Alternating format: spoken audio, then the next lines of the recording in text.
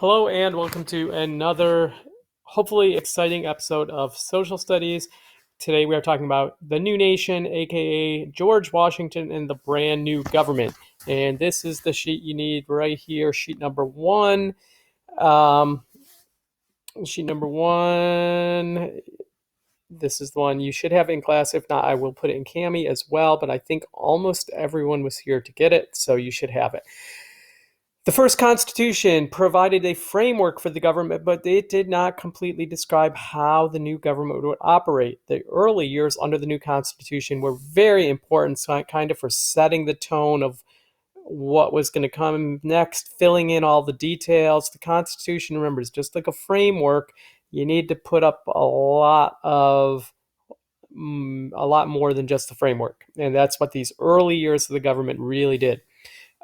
Sometimes this is called the Unwritten Constitution. Now, it's ironic, but you have to write Unwritten Constitution there, and we'll get to that slide in a second. But this is the sheet we're filling in as we go along, and then you will have to answer a few questions, but they will be easy if you do this and fill it in. So, the Unwritten Constitution. We're talking about 1789 here. The new government opens for business and begins meeting in New York City. Also, coincidentally, the year Canandaigua was established.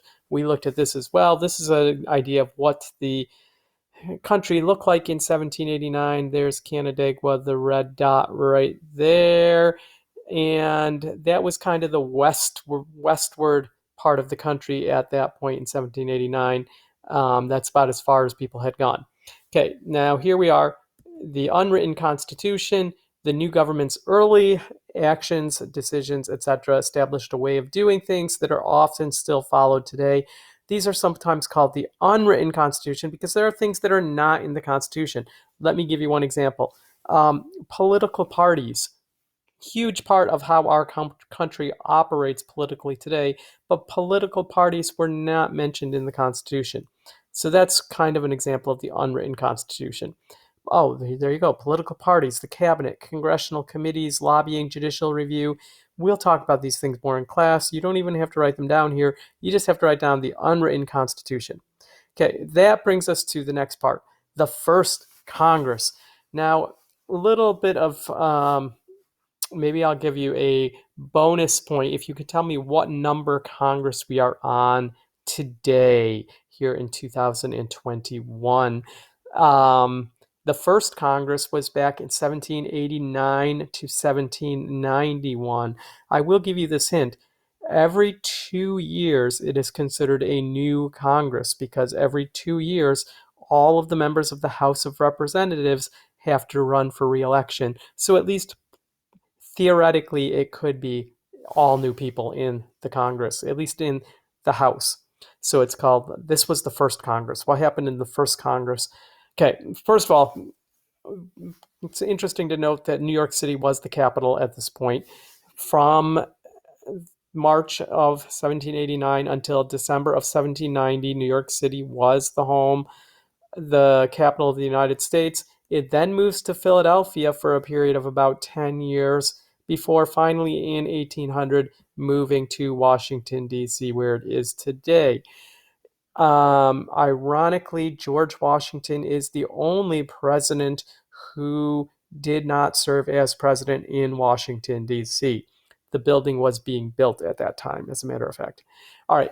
First thing that the new government is going to do is to propose amendments to the Constitution. These are the Bill of Rights. Let me get this.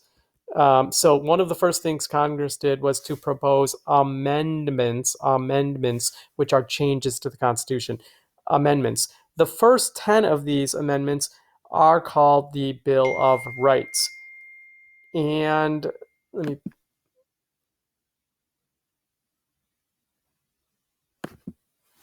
Okay, hopefully we're back in business again. My screen froze there for a second, so some technical difficulties, but I think I have it working again. All right, so where did we leave off here?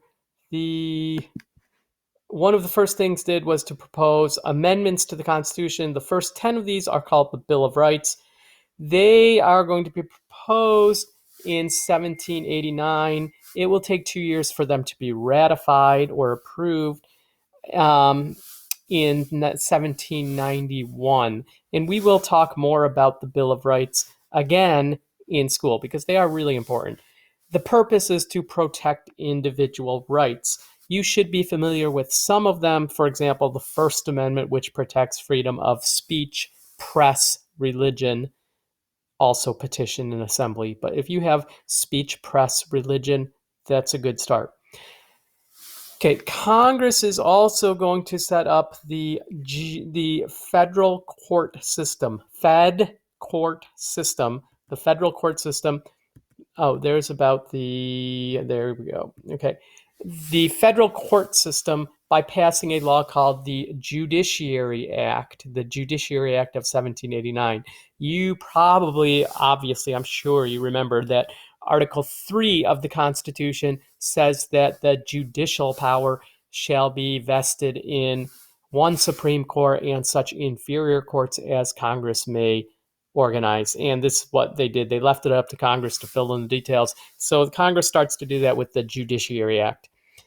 John Jay, this is not really Congress doing it, although as you also, I'm sure, remember that members of the Supreme Court are appointed by the president and must be confirmed by the Senate. During this time period, John Jay, one of the famous Federalists who helped write five of the Federalist Papers, he is appointed the first Chief Justice of the U.S. Supreme Court. All right, which should fill in all of this part right here. That brings us down to President Washington, which we will also spend a lot more time on him in school, but we want to fill in the notes ahead of time now so you have that done, answer a couple quick questions, and boom, we're done. All right, now done. Well, no, we're not done yet. False alarm, sorry. We will be done once we do that. So George Washington, unanimously elected president by the Electoral College, although, as you know from a previous lesson, there are some little caveats to that. Not all the states participated, people didn't get to vote, etc. But he was inaugurated in 1789 in New York City. We'll talk about the inauguration later. Why is George Washington considered, by almost all historians, he is almost always ranked as one of the best presidents we've ever had? And there's several reasons for that, but the main reason is he kind of sets the tone for the whole country. Everything he did this is going to be an important word for this unit, and it's going to keep coming up, so hold on to your horses here. It's a precedent. Everything he did set a precedent.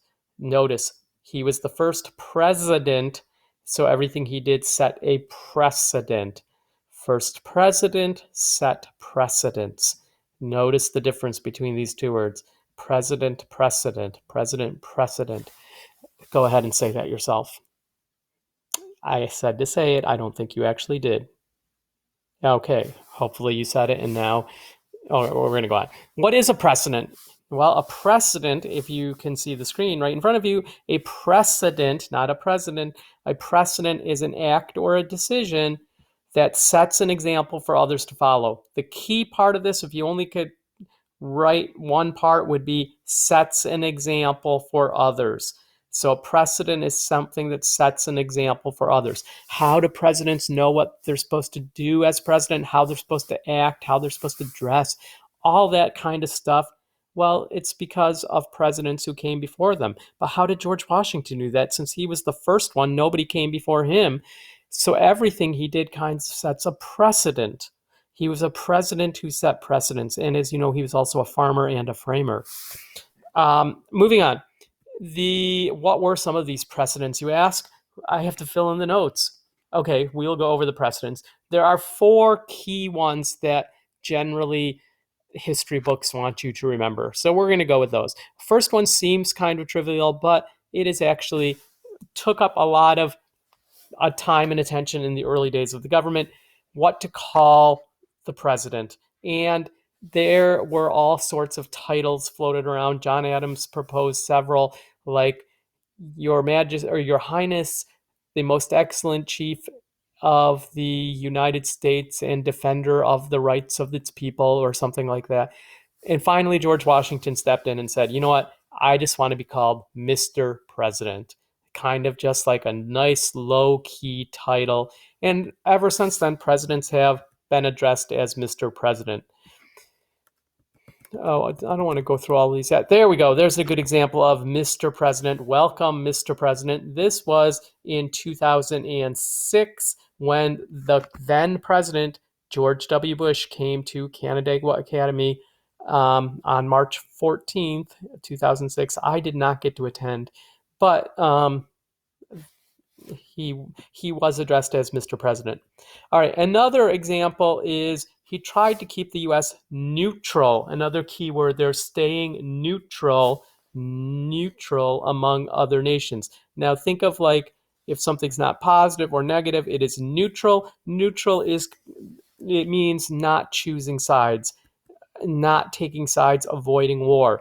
You will see, we will learn this was very difficult because there's a pretty intense war going on between France and England, and we're kind of stuck in the middle of that. And George Washington says we need to stay neutral and stay out of foreign wars. We don't always take that advice, but we tried for a while. Big one he does here, and these are kind of out of order, but that's okay. He retired after serving 2 terms, only serving 2 4-year terms, so 8 years.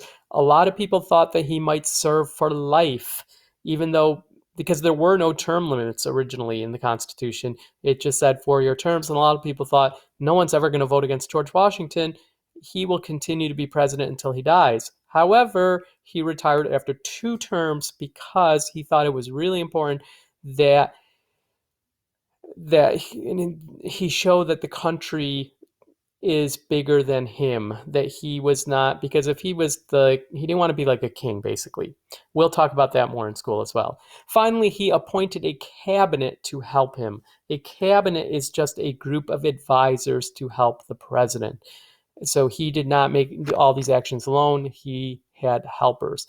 Now, who was in this cabinet, you ask? And there are 4 positions on the notes. The first 2 are the most important that you really should know. That's the president's house. This is president's cabinet. Okay, these are the 2 you definitely should know. The Secretary of State, Thomas Jefferson. This is Thomas Jefferson right here. And the first Secretary of Treasury, his name is Alexander Hamilton. And there's a million things that we will talk about. Just you wait. Those 2 you should memorize. The other 2 I'm not going to ask you about, really, unless you have your notes in front of you. They are the Secretary of War, Henry Knox. You might remember him from Mr. Knox, what on earth are you doing? Guns from Ticonderoga. I thought General Washington might have some use for them. How on earth did you manage? We rode them across Lake George and dragged them across the Berkshires. We called that one there Freedom, and the big one, stuck in the mire, Independence. Thank you. That was my one-man play, John Adams. You might remember that scene. We really should get back to that again. The Attorney General, Edmund Randolph, he is the head of the Department of Justice, top lawyer in the country or for the government. Now you might be saying, wait, John Adams, what about John Adams? Well, John Adams was the first vice president, but at the time, vice president was really, and technically not really a part of the cabinet. So John Adams, even though he was vice president, he was not a part of Washington's cabinet. All right, that's all we have for today. And this is just a quick summary again for you if you missed anything. Again, and this will be what you have to do. Don't worry about it. Just be sure to do it on the Google form, and have a pleasure.